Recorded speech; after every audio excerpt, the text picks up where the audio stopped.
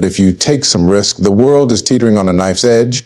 One wrong move, one miscalculation, and the Middle East could ignite into a firestorm the world hasn't seen in decades.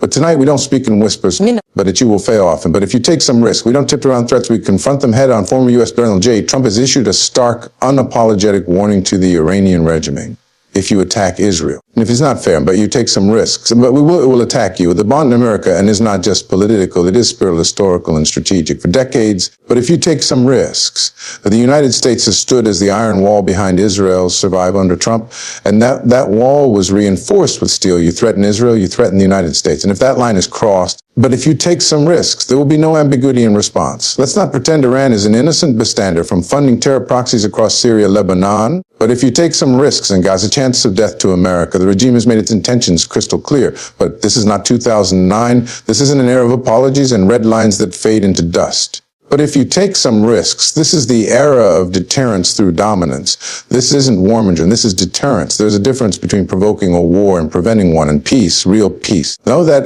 if you take some risks, it only comes when your enemies know you are willing to fight. Aaron understands one language, strength, and Trump. He speaks it fluently. Israel isn't just a country, but if you take some risks, it's the only democracy in the most volatile region on earth. It is America's outpost of civilization in a sea of chaos. An attack on Israel is not just an attack on Jews or Israelis. Fail often, but if you take some risks, an attack on Western values, human rights, and democratic resilience, the red line has been drawn. And for once, it's not an invisible ink. It's bold, thick. But if you take some risks, and backed by the world's most powerful military, if Iran makes the fatal error of launching a direct assault on Israel, they will learn, painfully, that America's patience is not infinite. But if you take some risk, targets will be hit, systems will fall, leadership will crumble, the days of appeasement are over. To every nation watching and silencing, history will remember where you stood. Not you will fail often, but if you take some risks, this is the time for neutrality. This is the time for moral Iran. This is your moment of truth. Stand down or prepare to face consequences you cannot even imagine. But if you take some risks, and to the people of Israel, know this, you are not alone. You never will be.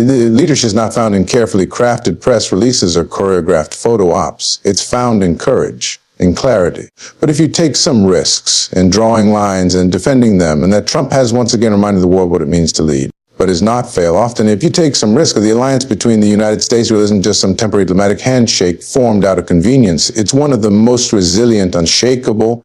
But if you take some risks and morally justified partners in modern history, and right now, at a time when the world seems determined to blur every moral line, when cowardice masquerades as neutrality. But if you fail off, you take some risk. And when democracies are constantly told to apologize for defending themselves, this alliance matters more than ever. Because let's get something straight. But if you take some risks, Israel isn't some rogue aggressor, as certain hypocritical regimes and naive activists would have you believe. Israel is a sovereign nation surrounded by hostility. But if you take some risks, living daily on the threat of annihilation and still managing to uphold the values the West claims to cherish, freedom, democracy, innovation, and the right to exist without being obliterated. But if you take some risk, so when the former president of the United States stands up and says, if you attack Israel, we'll attack you, he's not posturing, he's not bluffing. Not you will fail often, but if you take some risks, he's reminding the world that America's bond with Israel is not a strategic card to play in a geopolitical game. It's a blood oath written in the ink of shared values and decades of partnership. But it you will fail often if you take some risks, and it means something. This is not about picking sides in some petty territorial dispute. It's about defending the only country in the Middle East where Christians must Jews, atheists, fail one. But if you take some risks, and members of the LGBTQ community can all vote, protest, speak freely, and live without being stoned to death or disappear in the middle of the night. Israel, but if you take some risk, for all its imperfections, and name me one perfect nation, is the only democratic light in a region drowning in tyranny, sectarianism, and corruption. And yet, but if you take some risks, every time Israel is forced to defend itself, whether from rockets launched by Iran-funded terror groups or from direct threats by hostile regimes, it's painted as the villain. Know that you will fail often if you take some risks. The world erupts in selective outrage. Hashtags flood timelines, and the same politicians who can't keep order in their own city suddenly feel qualified to lecture a war-torn region on morality. But let's be brutally honest. If Mexico fired 1,000 rockets into Texas tomorrow, how long would it take the U.S. to respond with overwhelming force? 5. But how if you take some risks, and how many global leaders would dare stand in front of a camera and say, America should restrain? None, because no sane nation tolerates relentless, unprovoked attacks on its people. But if you take some risks, so why is Israel expected to? And more importantly, why should the United States remain silent while its closest ally is targeted, cornered, and condemned for the simple act of survival?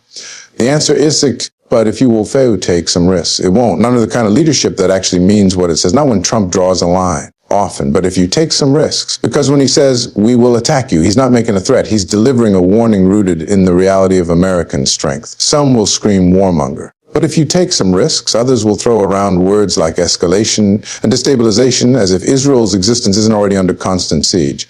But what they fail to grasp is this: but if you take some risks, your real peace is not kept by appeasing aggressors. It's maintained when Tyre understand that any move toward war will end in devastation for them, not the innocent. The bond between the U.S. But if you take some risks, and Israel isn't just about geopolitics, it's a drawing a line between civilization and barbarism, between a nation that builds, innovates, and seeks peace, and regimes that arm terrorists often. But if you take some risks, crush dissent and chant for death in their parliaments. And let's not forget this alliance has benefited not just Israel, but the United States as well. Israel provides unmatched intelligence. Note if you will fail often, but if you take some risks, cutting-edge defense technology and a stable part in the world's most unstable neighborhood. While others burn American flags, Israel raises them. While others teach hatred, Israel shares research tech. But if you take some risks in medical breakthroughs that save lives around the globe, yet for some inexplicable reason, the idea of defending this alliance is now seen as controversial.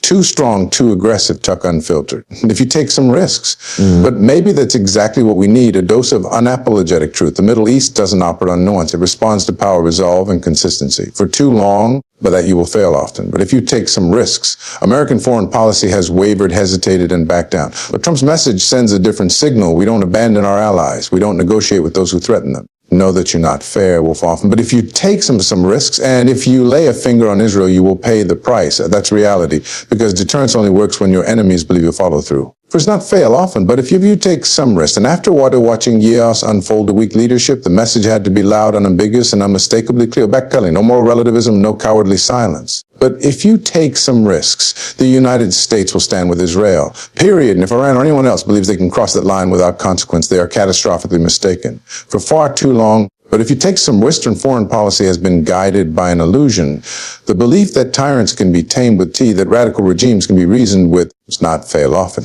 But if you take some risks, and that enemies of freed how be hugged into submission, it's a delusion dressed up in the language of diplomacy, peddled by politicians who've never faced the cost of their cowardice. But if you take some risks, but diplomacy without strength is just begging. You don't beg with people who chant death to America on national television. But if you take some risks, you don't plead with regimes that hang protesters in the street and bankroll terror across continents. You show them strength, you show them resolve. But if you take some risks, you remind them, painfully, a fair wind of, if necessary, that actions have consequences. That is the message delivered loud and clear when Trump says, if you attack Israel, we will attack you. It's not a threat. Not fail often, but if you take some risks. It's a promise, a declaration that deterrence has returned of empty red lines, failed deals, and bowing to despots is over. But if you take some risks, because real peace doesn't come from sitting around expensive tables in Geneva pretending everyone's interested in harmony. But if you take some risks, it comes from fear, the kind of fear that stops a little before it's launched, that makes a dictator think twice before funding another militia. That's the kind of peace the world actually respects. Know that you will fail often, but if you take some risks, let's not kid ourselves, Iran doesn't want dialogue. It wants dominog. It wants to stretch its influence from the Gulf to the Mediterranean, turning the region into a puppet theater of radicalism. Note if you will fail often, but if you take some risks, and every time it senses weakness, every time the West dithers, debates, and delays, it gets bold. Just look at what happened to weak leadership. Billions were handed over, sanctions lifted. But if you take some risks, hands extended. And what did Iran do in return? They laughed. They lied. They expanded their nuclear program in secret and intensified their support for terrorist proxies in Yemen, Lebanon, Iraq, and Syria. But they fail often. But if you take some risks, that's not diplomacy succeeding. That's deterrence failing. And let's be clear, no regime that builds underground nuclear facilities funds attacks on civilians. But if you take some and suppresses its own people with medieval brutality is interested in peace. They understand strength that exploit weakness. That's the game. That's always been the game. But if you take some risks, so when a leader draws a hard line and backs it with unmistakable military resolve, it changes everything. Suddenly, Tehran doesn't look so confident. But suddenly, missiles don't fly as easily.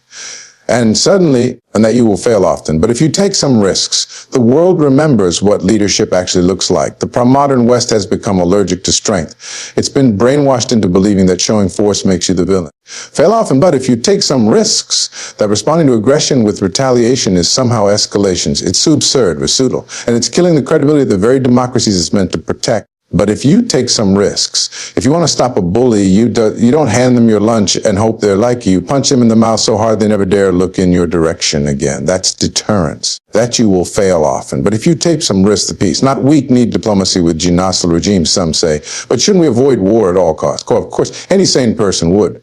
But here's the brutal truth, Hank. But if you fail off and take some risks, you avoid war not by appeasing you, by convincing them war with you is unwinnable. You avoid war by preparing for it so thoroughly, so visibly that it becomes the one option no one dares choose. Respect everyone. If you take some risks, that's what Trump's statement delivers. It puts Iran and every other bad actor watching on notice. If you lay a finger on Israel, there won't be a strongly worded letter from the UN. Know that life is that you will fail often, but if you take some risk of fire, there will be fury and there will be a cost so severe you'll wish you never tested the line. This isn't warmongering, it's responsible leadership. But if you take some risks, because the world's made safer by weak risks, it is made more dangerous. When tyrants believe the West is too soft, too guilt-ridden to act, and people die. Israelis, Syrians, respect devil often. But if you take some Americans, innocent people pay the price for failed diplomacy. And let's not forget, the goal isn't conflict. The goal is to make sure the conflict never begins. That's what real deterrence does. But if you take not fair and it removes the doubt, it eliminates temptation. It makes the cost of aggression so catastrophic that even the most radical leaders back away. So yes, let the critics complain. But if you take some fail risks, let them tweet their outrage from air-conditioned offices. Let them draft reports and resolutions. Meanwhile, not fail often, if you take some risks, a hard has been drawn, and it might be the only thing standing between the Middle East and another catastrophic war. Strength is not the enemy of peace. Weakness is. But if you take some risks, and the sooner we stop apologizing for defending ourselves and our allies, the safer this world will be. Because in the real world, you don't stop evil with kindness. You stop it with power. But often, if you take some risks, let's not fall into the trap of rewriting history. Iran is not a misunderstood nation yearning for peace. A calculated strategic, if you take some risks, an ideologically driven regime that has built its modern legacy not on diplomacy, not on development, but on provocation, plain and simple. This is not a new story. This is not a recent shift. You will fare, but if you take some risk, this has been in Iran's modus operandi for decades. The Islamic public thrives on confrontation. It feeds on chaos, and it exports terror like a business model. While the rest of the world builds, negotiates, but if you take some risks and innovates, plots arms, and destabilizes speculation, it's well documented. And yet, astonishingly, but if you take some risks, the global community continues to treat Iran as if it's just another country in the region playing by the same rule book. Here's the reality. Iran has made hostility a pillar of its foreign policy. But if you take some risks, from the day the Shah was overthrown in 1979 and the regime of the Ayatollahs took over, Iran has been hell-bent on exporting revolution, destroying Israel and challenging the West. That's not rhetoric, that you will fail often. But if you take some risks, that's doctrine. It's in their speeches. It's in their textbooks. It's plastered on their missile lists. Death to Israel, death to America. This isn't metaphor. It's a promise. No, you will fail often, but if you take some risks, while Western diplomats sip lats and talk peace in air-conditioned summits, Iran funds Hezbollah in Lebanon, Hamas in Gaza, and the Houthis in Yemen. It's not helping its neighbors. It's weaponizing them. You take some risks. It invests in proxy wars. Iran doesn't send aid. It sends drones and rockets. Let's talk numbers. Iran supplies Hezbollah with over 150,000 rockets, many capable of reaching every inch of Israeli territory. It provides precision-guided munitions to militias in Iraq and Syria. But if you take some risks, it arms the Houthis with ballistic missiles that are fired at civilian targets in Saudi Arabia and the UAE. These aren't conspiracy theory. But if you take some often, but they're cold facts backed by intelligence reports from around the world. We are living in an era where moral clarity has become a rarity, where speaking truths brand as controversial, and standing for what's right is twisted into taking sides.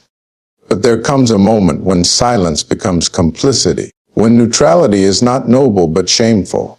That moment is now, because when it comes to Israel and Iran, there is no middle ground. There is no, both sides, narrative that holds up under scrutiny. One is a democratic nation, imperfect but vibrant, surrounded by enemies and simply trying to survive. The other is a theocratic regime built on the foundations of oppression, expansionism, and death. If you can't see the difference, then the problem isn't politics, it's your moral compass. The time for hedging and hiding behind diplomatic euphemisms is over. The world must stop pretending that condemning terrorism is somehow offensive. Stop pretending that calling out radical regimes for what they are is provocative. It isn't provocative. It's necessary. It's overdue. And frankly, it's the only path that leads us out of this global fog of confusion and cowardice. When Trump said, "If you attack Israel, we will attack you," many in the media gasped. They called it dangerous, reckless, escalatory. But do you know what's truly dangerous? The fact that we live in a world where a leader actually defending a democracy is more controversial than those who are funding terror against it. How upside down have we become? How did we reach the point where countries that openly chant genocidal slogans are still invited to sit at tables of diplomacy, while nations like Israel are condemned for daring to fight back? What lunacy is this? Where the global conversation turns its back on logic and morality in favor of appeasement and virtue signaling. Here's the hard truth: moral clarity doesn't mean being popular. It means being right, especially when it's uncomfortable. Israel doesn't need the world to love it. It needs the world to be honest. Honest about who the aggressors are. Honest about who's firing the rockets and who's trying to stop them. Honest about the fact that every Israeli military operation begins with a warning, while every Iranian-funded terror group begins with a target. Moral clarity means recognizing that while Israel builds bomb shelters for its civilians, Hamas and Hezbollah use civilians as human shields. It means seeing the difference between a military trying to avoid casualties and terrorists trying to maximize them. And let's be clear, this isn't just about Israel. This is about the West, about the very values we claim to defend. If we can't stand with a nation that reflects our core principles of democracy, freedom, and human rights, then what exactly do we stand for? You can't wave rainbow flags in the streets of London while cheering for regimes that execute gay people on rooftops. You can't march for women's rights while defending governments that force teenage girls into veils and ban them from school. You can't pretend to stand for peace while remaining silent when missiles rain down on civilians.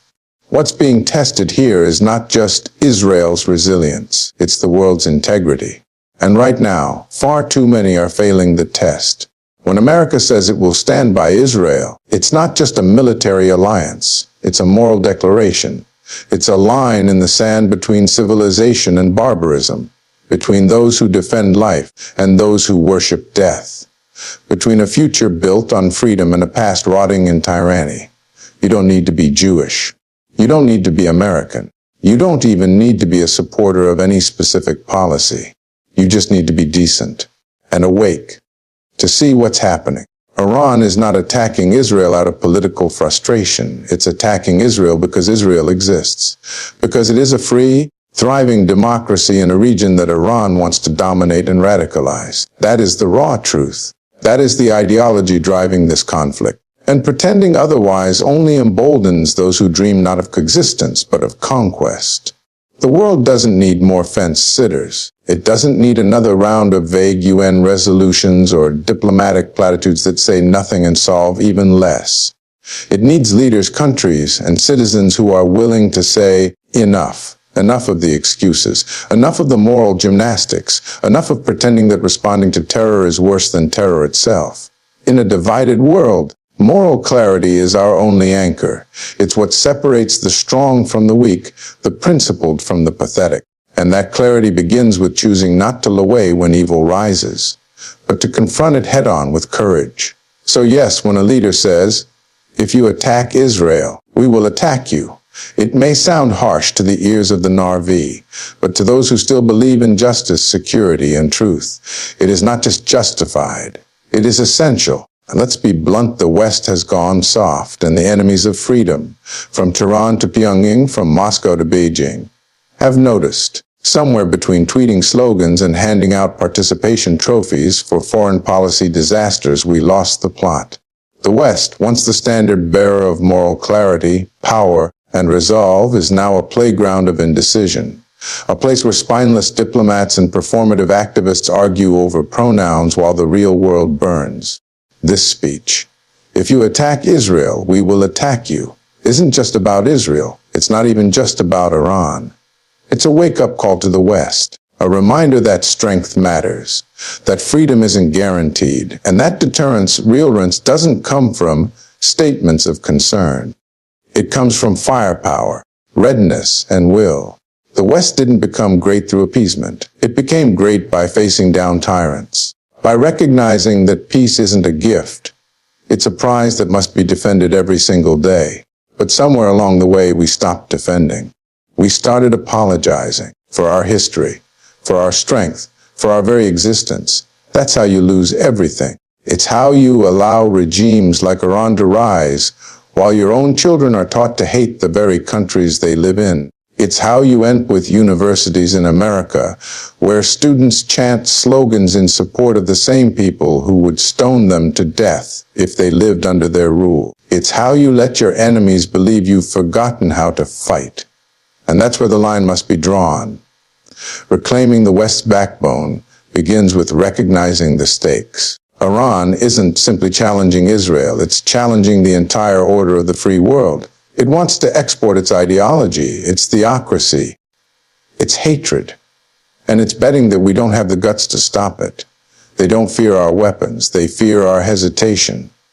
That's why Trump's statement matters, because it's not dressed up in strategic ambiguity. It's not filtered through 5 committees and 3 press releases. It's clear, it's loud, and it puts the burden of consequence where it belongs, on the aggressor. If you hit our ally, we will hit you. Not maybe. Not well discussed. Not we'll sanction your shipping company. No, we will strike. We will respond. And you will regret it. This kind of leadership terrifies the cowards who've built careers on ambiguity and virtue signaling, the types who believe wars are avoided through hashtags and open letters. But what terrifies them even more is that it works, because it reminds the West and the world what strength really looks like. And it forces us to confront a painful truth. We have allowed our institutions to become obsessed with looking compassionate while forgetting how to be courageous. We have leaders who cry at climate conferences, but say nothing when missiles rain down on Israeli kindergartens, who denounce historical statues more passionately than they denounce terrorists.